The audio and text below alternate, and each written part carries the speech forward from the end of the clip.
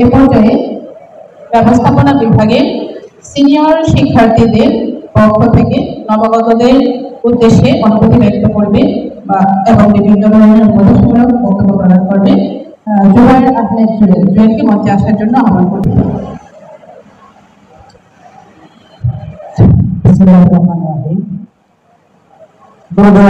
সরকারি কলেজের ব্যবস্থাপনা বিভাগের উদ্যোগে আয়োজিত আজকের এই নবীনবরণ অনুষ্ঠান ও ওরিয়েন্টেশন ক্লাসে সম্মানিত শিক্ষার্থীবৃন্দ, উপস্থিত জাতির শ্রেষ্ঠ সন্তান, আমাদের সকলের মাতার তাজ শিক্ষক মন্ডলী, উপস্থিত আজকের এই অনুষ্ঠানের সম্মানিত অতিথিবৃন্দ, উপস্থিত আছেন আজকের এই অনুষ্ঠানের সম্মানিত উপস্থাপিকা, অত্র কলেজের ব্যবস্থাপনা বিভাগের সম্মানিত সহযোগী অধ্যাপক উঙ্গারান তামান্না, সবাইকে আমার পক্ষ থেকে আন্তরিক শুভেচ্ছা এবং অভিনন্দন। প্রিয় শ্রোতৃ মণ্ডলী, আজকে মূলত আমি দাঁড়িয়েছি যে একটি কথা বলার জন্য, শুধু অনুভূতি প্রকাশ করব।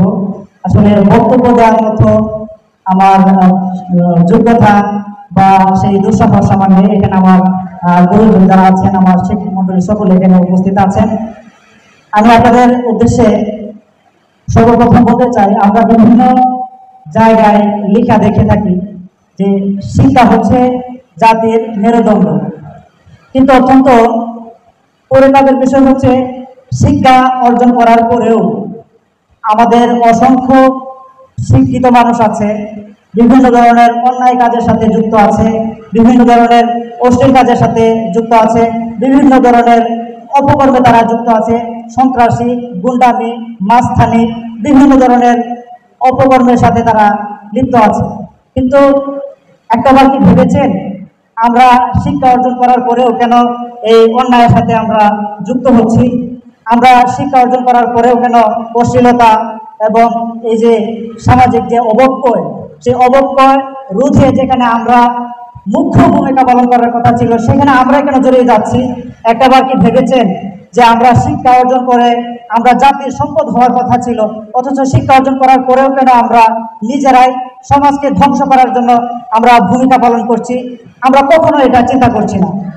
আসলে মূলত স্লোগানটি এরকম হবে যে সুশিক্ষা হচ্ছে জাতির মেরুদণ্ড, আদর্শ শিক্ষা হচ্ছে জাতির মেরুদণ্ড, নৈতিকতার শিক্ষা হচ্ছে জাতির মেরুদণ্ড। যে শিক্ষা আমাদেরকে নৈতিকতার শিক্ষা দেয়, যে শিক্ষা আমাদেরকে আদর্শ শিক্ষা দেয়, যে শিক্ষা আমাদেরকে ভদ্রতার শিক্ষা দেয়, যে শিক্ষা আমরা আমাদের সরাসরি টিচারদের কাছ থেকে, আমাদের শিক্ষক মণ্ডলীর কাছ থেকে আমরা পাই, সেই শিক্ষা হচ্ছে আদর্শ শিক্ষা।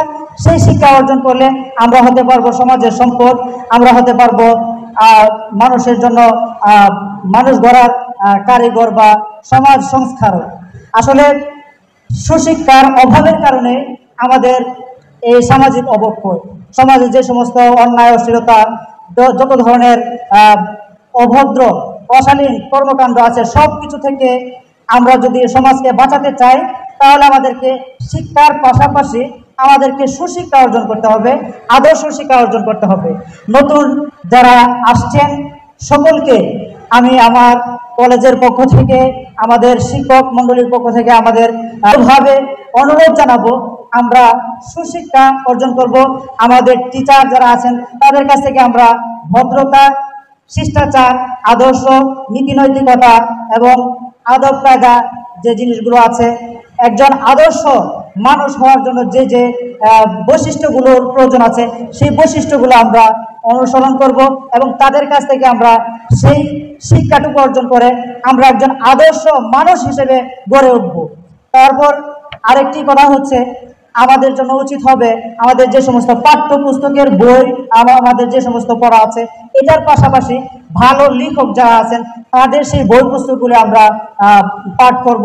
সময় পেলে আমরা এখন যেটা করি, এখন হচ্ছে আধুনিকতার যুগ, আমরা মোবাইলের পিছনে, অনলাইনের পিছনে আমরা সময় ব্যয় করি।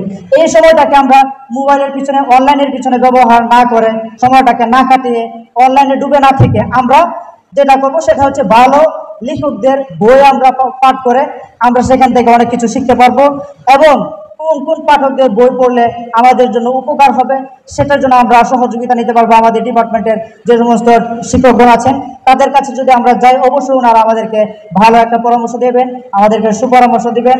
আমি আর কথা বাড়াবো না। সর্বশেষ সকল শিক্ষার্থী, নবীন যারা আসছেন সকলকে কৃতজ্ঞতা এবং ধন্যবাদ জানিয়ে আমি আমার কথা শেষ করছি। সকলে সুস্থ থাকুন, ভালো থাকুন। ধন্যবাদ সবাইকে। আসসালামু আলাইকুম। ধন্যবাদ জুয়েলকে। জুয়েলের বক্তব্যের মধ্যে উঠে এসেছে মানবিকতা এবং নৈতিকতা। আমরা সবাই চাই নবীন শিক্ষার্থীরা তোমরা মানবিক এবং নৈতিক গুণ সম্পন্ন ভালো মানুষ হিসেবে তৈরি হোক এবং দেশের সমাজের কল্যাণে কাজে লাগো। এ পর্যায়ে ব্যবস্থাপনা বিভাগের সহকারী অধ্যাপক জনাব মনিরুজ্জামানকে মঞ্চে এসে